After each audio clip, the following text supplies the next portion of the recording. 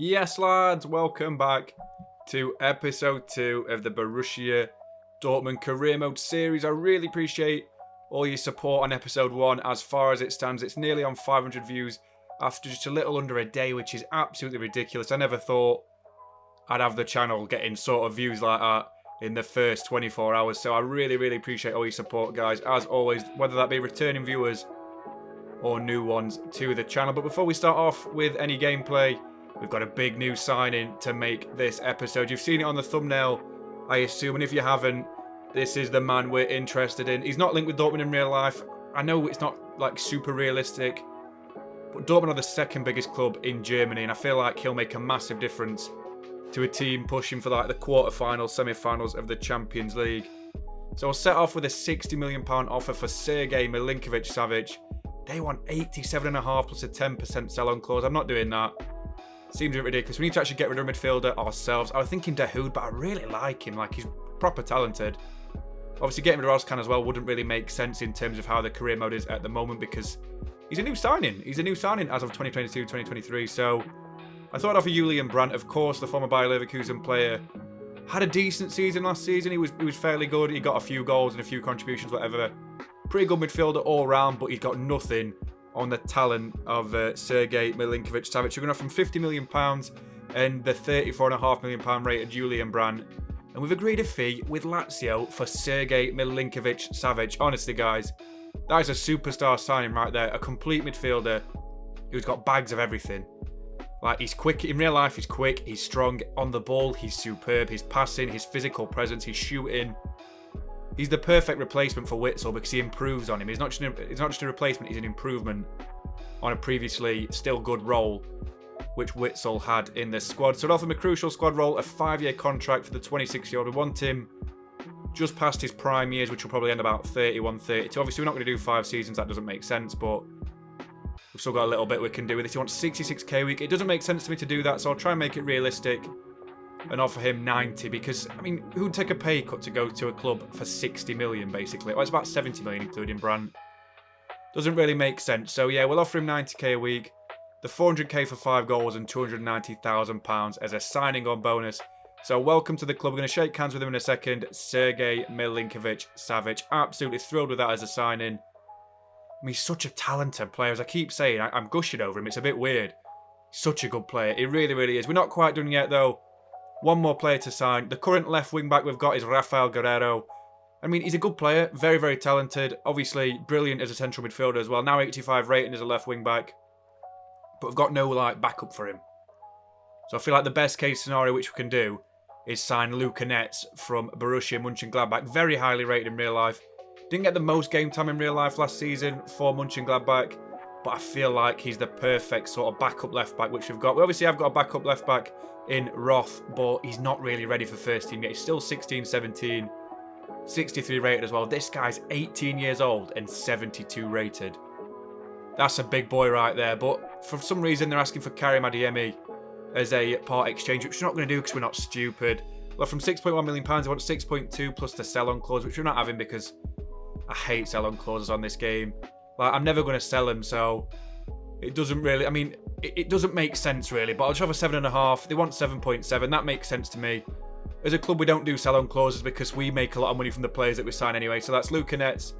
Agreed a fee for £7.7 million as a very good backup for Rafael Guerreiro, who's got excellent stamina and everything, but he's always tired in games.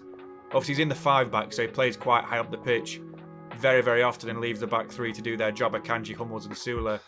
But still, excellent signing this could be. He's going to get about 15-20 games this season, which we're hoping for. We have agreed the wage with him, about 20 grand a week, plus all the sign-on bonuses for his agent and that's an excellent signing to add to the repertoire of players we've got to play as the wing-back. So yeah, excellent start to the episode, guys. 2 new signings, and we move on swiftly into the first game of the episode. And here's the Bundesliga music. Please don't give me a copyright strike. I don't fancy that. We've got Sport Club Freiburg at the Stade Municipal. That's definitely not their stadium. And we'll see our team before we kick off. It's a 5-4-1 as always. Kobal starts in goal. We have the back 5 of Murray, Akanji, Hummels, Chan and Guerreiro. Midfield 2 of Dahoud and Bellingham. Then the forward 3 of Reina, Captain Royce and Sebastian Haller. So the first half of the game comes inside the first 10 minutes. Haller's played through from the midfield. He gets past Linehardt. Excellent chance for Seb Haller on his away debut in the Bundesliga. I believe it's his away debut. And Sebastian Haller puts us 1-0 up already, very firmly on our side. Excellent start to the game. But in the 10th minute of the game, basically have to kick off. More's down the line, cuts inside. His man gets a lucky ricochet. He's looking to pass it into Haller again, who gets his second goal of the game. His third or fourth goal this season, I believe. Excellent goal by Seb Haller again. Murray again, the right back as well. Or should I say the right wing back. He's not the best on the ball, but he has the work rate and the play for the badge trait is what I call it, and what a lot of YouTubers call it, because he just seems like he wants to win every game. It's a bit like what Roy Keane used to do for Man United. But yeah, we are 2-0 up already against Freiburg. It's been a bit of a stupid game already. And then just after that, I mean, we tackle the ball here. Hummels excellently wins the ball back. Royce has got the ball again, looking for the exact same pass to Haller, who shakes off Linehardt. Kubler's got the ball, passes it straight to Haller, who's got a chance to score again, plays it back towards Bellingham on the weak foot for his second goal of the season. Jude Bellingham has only scored 2 goals this season so far, and they're both with his weak foot. Excellent goal, excellent hold-up play by Haller, and we're 3-0 ahead already. And just before half-time, we get one more chance. Guerrero plays it down the line to Royce. We've got Linehardt to beat, cuts inside him, looking for the finesse at the angle. He gets it round the keeper, Mark Flecken, and the big Dutchman can't keep that out, isn't it?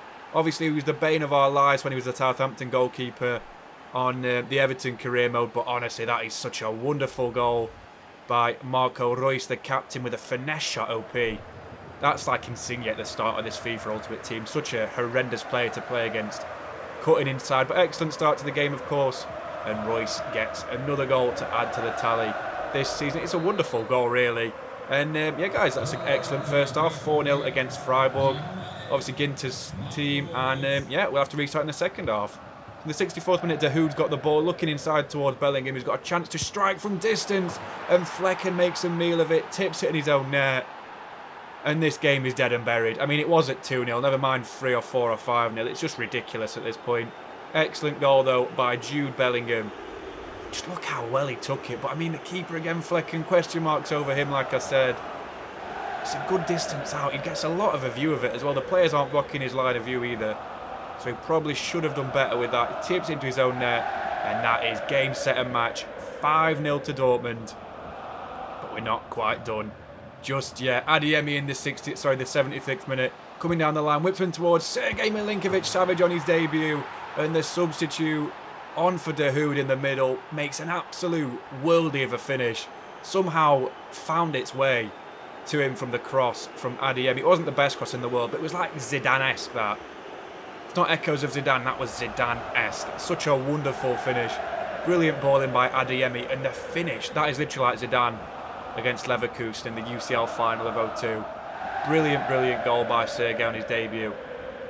Couldn't have took it any better, and it couldn't have been in any better game for us. And 6-0 victory away from home in Freiburg. Obviously, Matthias Ginter is their captain and their new player, signed from Mönchengladbach. Obviously, he's played for us as well, Matthias Ginter. He didn't have the best of games there, as we managed to score 6. Such a ridiculous result again. Honestly, this game is cracked sometimes. But yeah, 1 shot for them, 10 for us. Only 4.2 expected goals, and we scored 6. They only had 0.1 expected goals. But that's because we scored like 3 or 4 worldies. We still had good chances. I just neglected to show them. So it is what it is, guys. We were really good that game. We really were. We're obviously turning it up this season. We need to take the Bundesliga back off Bayern after 10 years in a row. 10 years of heartache is what I'll call it. But Sergej, on his debut, on for Bellingham, obviously. Sorry, I said Dahoud earlier, but on for Bellingham. Made the most of his little cameo with an excellent finish, and Bellingham and Haller with the highest match ratings, along with Marco Reus. And an excellent result all around. Look, they've got a decent team, they really have. Flecken's a decent rating, but it is what it is, guys. We'll move on swiftly into the next game, which is a simulated game. Of course, I think we've got 2 actually coming up. Firstly, we've got Hoffenheim just before the transfer window closes. I think it's only 1 simulated game, actually. I'm not sure. I need to plan these a bit better. But yeah, we've got 2nd place Hoffenheim. It should really, warrant a playthrough. But I just didn't fancy it. You guys don't want to see me play 7 games an episode and have 40-minute episodes. I mean, if you do, fair enough.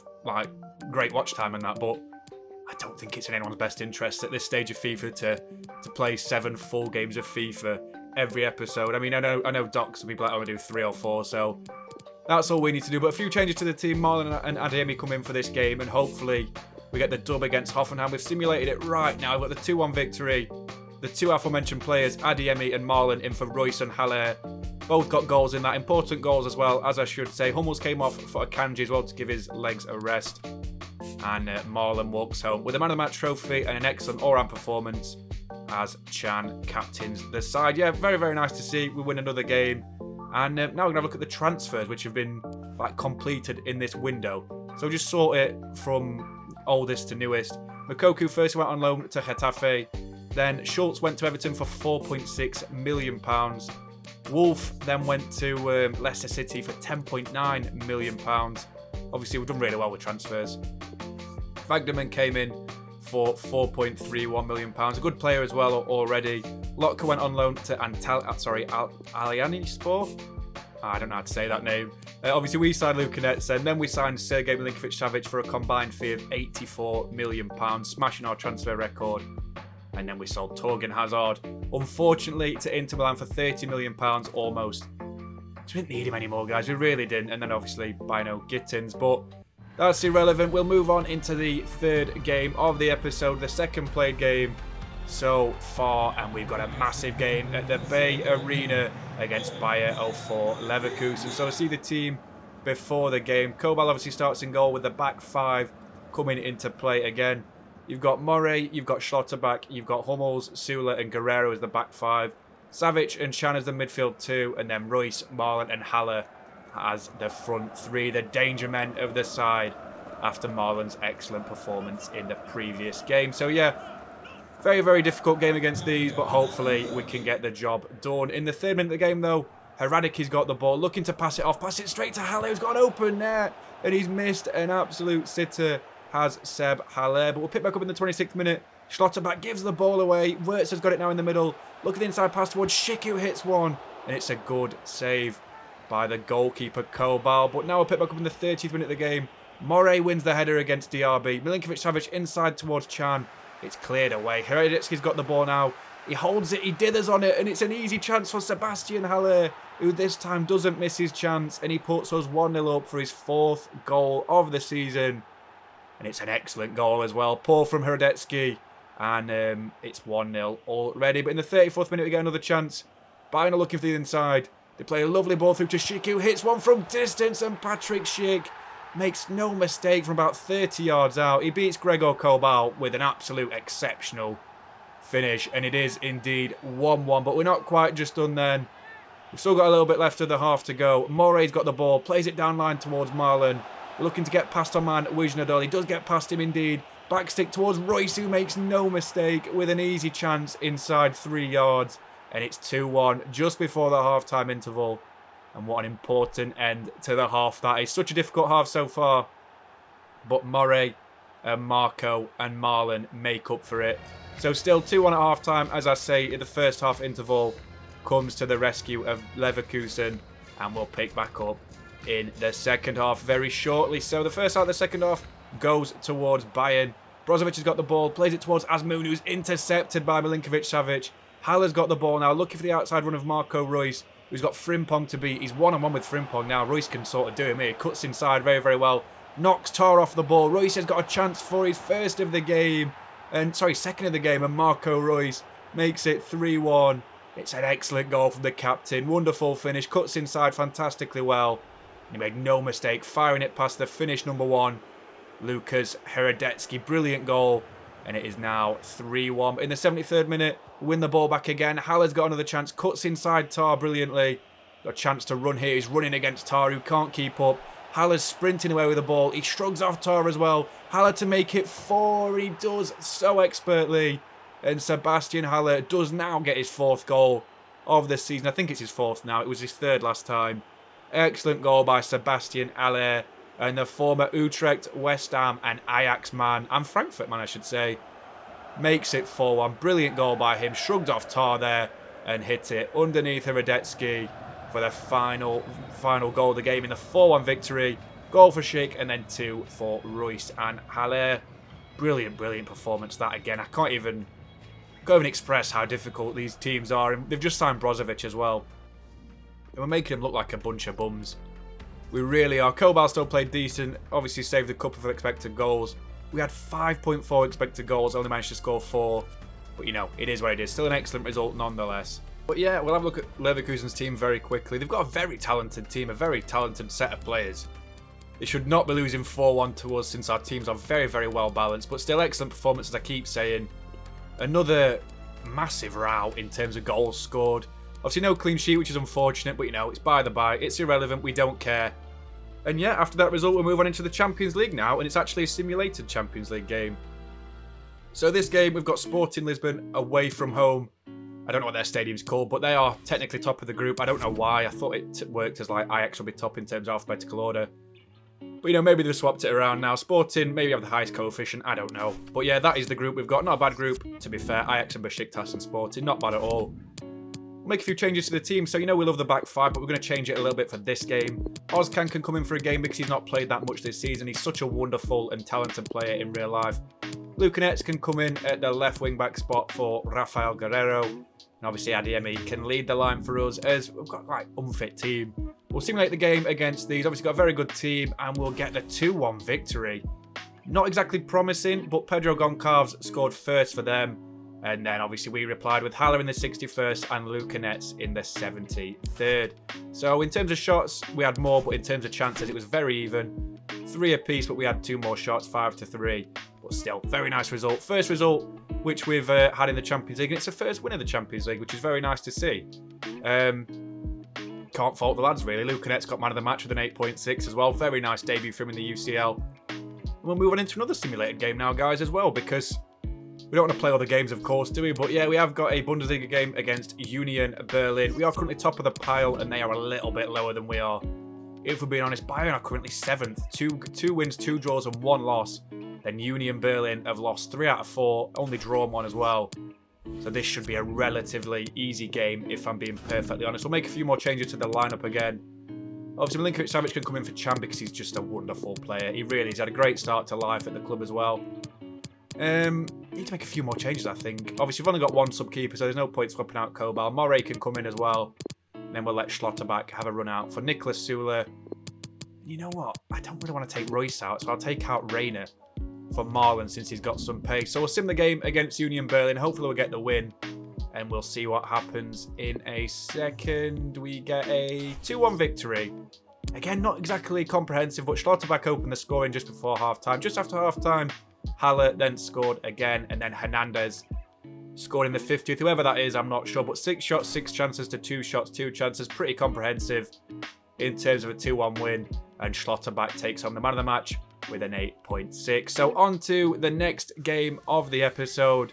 And it's the final played game, I believe. And we see Royce warming up before kickoff. We see Green in the background. I think this might give away who we may have in this game. Borussia Mönchengladbach. Could have been one of 2 teams. Mönchengladbach or Wolfsburg. And we've got our rivals, the Borussia Derby. I mean, it's called that, but they're nowhere near each other. But yeah, we'll see the teams before the game. They've got a very interesting team. I mean, I think these are actually around the corner from us, but they're not as big as like a Bayern derby, like a Del Clasico, whatever it's called, De Clasica.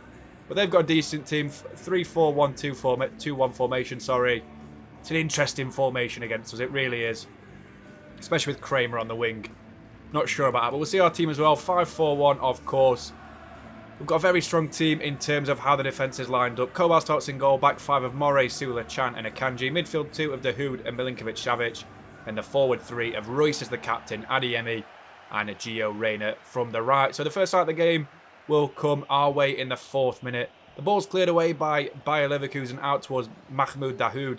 Moray's got the ball now in towards Dahoud. Savic has got a chance from distance, 25 yards out. Milinkovic-Savic on the weak foot with a finesse shot.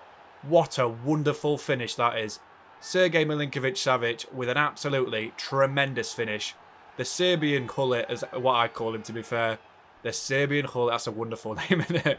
But excellent finish by our big man. Another assist for Mahmoud Dahoud as well. Just took it so damn well. Brilliant, brilliant finish by Milinkovic-Savic. Weird angle as well, really. Sommer with no chance. We'll pick back up in the 13th minute. Adeyemi's got the ball, looks out wide towards Marco Reus, who cuts inside Freiburg. Finesse shot from Reus off the crossbar and in. That absolutely cannoned off the crossbar and the post and found its way into the back of the net. The captain against his former club, his former Borussia as well. Excellent for these was Marco Reus, but not as good as he has been for us. Marco Reus with a wonderful finish. Pick that out, Jan Sommer. Not saving that one as easy as he did Mbappe's penalty. What a finish that is. Brilliant goal. We are 2-0 ahead now in the 24th minute. Adeyemi's got the ball. Looking out wide for the run. Looking for the run of Reina inside. He finds Milinkovic-Savic. Quick 1-2 between the pair. Gio Reyna from distance. Oh my days, it's 3-0. What is happening? We're so damn good. I don't know what's happening in this game. Just started it like a house on fire. Exceptionally well finished again. I know Jan Sommer's small, but he should be doing a bit better with this. He's got a long time to see it, and it's just one of them awkward angle finishes. But still, I digress. We're 3-0 ahead going into the half-time interval. And Gio Reyna, Milinkovic-Savic and Reus all have scored worldy goals to put us 3-0 ahead. Like I say, into the half-time interval. And the Borussia derby is looking like it's going to be a victory for the side playing in yellow. So restarting the second half with a highlight for ourselves. 52nd minute again. Reus has got the ball. Looking at the outside pass towards Adeyemi, who's got a chance to beat Elvedi. Does get past him indeed. Shoots from an angle. And Karim Adeyemi slides it underneath Jan Sommer, who's having an absolute nightmare with how small he is. I mean, the lad's 5'11", so he's not exactly small, but brilliant goal again by Karim Adeyemi. There in the 81st minute, it gets just even better.